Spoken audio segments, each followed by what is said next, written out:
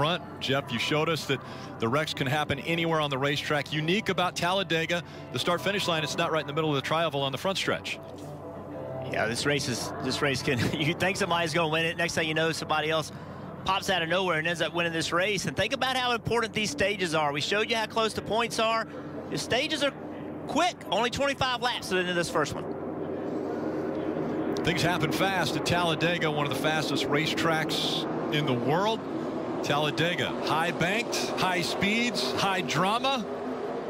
What will happen? Race 2 of the first round for the Xfinity Series is underway. One thing about the Xfinity Series, these drivers can't lock bumpers. They can't lock up tandem and run together around the racetrack. We saw a push there, getting Chase Briscoe out front. Now, one of the other things we'll talk a lot about is blocking, and we will see that on a regular basis here. Yeah, you can hit the guy in front of you. You just can't stay. You can't push him and stay locked up to him.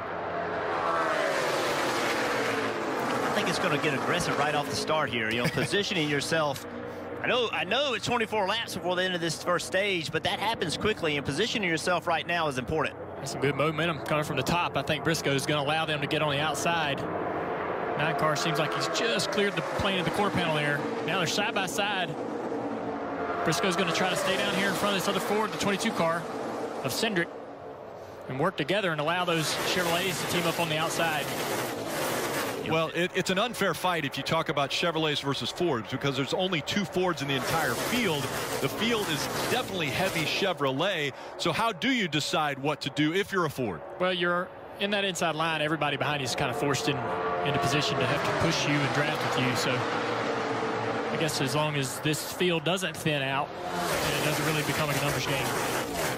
Yes, interesting. Chevrolet, Toyotas, you know, also there's only, I think, 5 Toyotas in the entire field, 27 Chevrolet, so a huge advantage.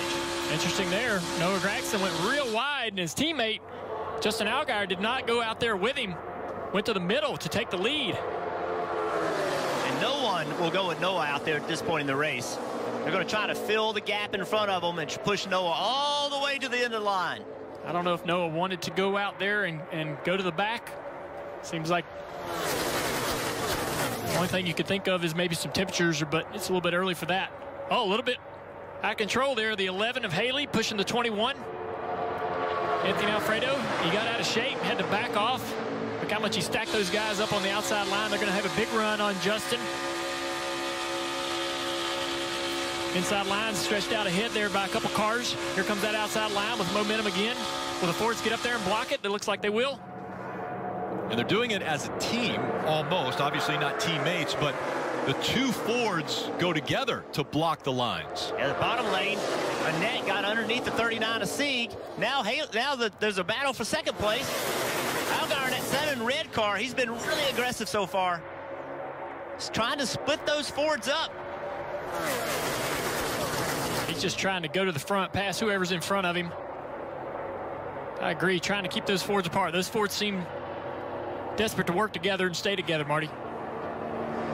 And I asked Justin Allgaier before the race, Junior, I said, do you like plate racing this year? He said, I do today because I need these stage points. But the interesting thing, you see 2 Junior Motorsports cars locked up there with Justin Allgaier, Michael Annett in those red cars up front in the bottom lane working together. Now, they felt like they worked together at Daytona very well. All 4 Junior Motorsports cars, but almost to a fault, to the point that they actually wrecked each other because they were all working together. So the plan today, a lot different for Junior Motorsports. Get to the front however you can get to the front, and once you're there, then we'll work together. You know, Jeff, sometimes you make a plan and you work too hard to stick with it. Junior Motorsports felt like that's what happened at Daytona. They were falling back to catch another teammate, and that's when they all wound up getting in the wreck. So a much different plan for Junior Motorsports today.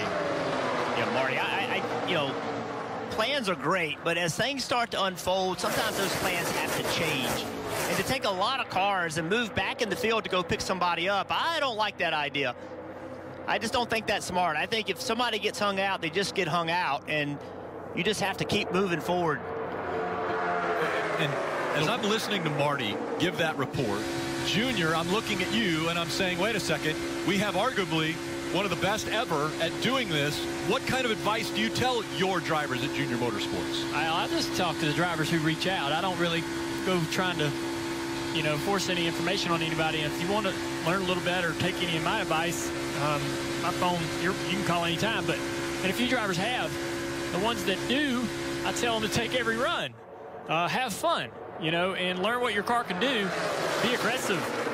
And I've tried it all. I've tried running up front. I've tried riding in the back. And what works is being aggressive all day long, trying to lead every lap. Let's listen in on the 7 radio right now on the inside line, leading that line. I wasn't trying to hang the 9 out. I just wanted to side draft it. He wouldn't pull down in front of me there. Yeah, I know what he was doing. We didn't need to get off this bottom soon, though. I said for him. We need to get off this bottom soon. Why he's saying that is typically the top gets strung out. And as that happens, more cars bail on that inside line. Look at this 98, though. He's going down on the bottom for some reason to help that bottom line, pull them along. But I think if you just commit to that top, you can thin this bottom out, force everybody into that high line, and follow you around this racetrack. Right now, everyone's following the 98, Chase Briscoe. He won the last race. He's safe on to the next round. But, man, looking strong here at Talladega.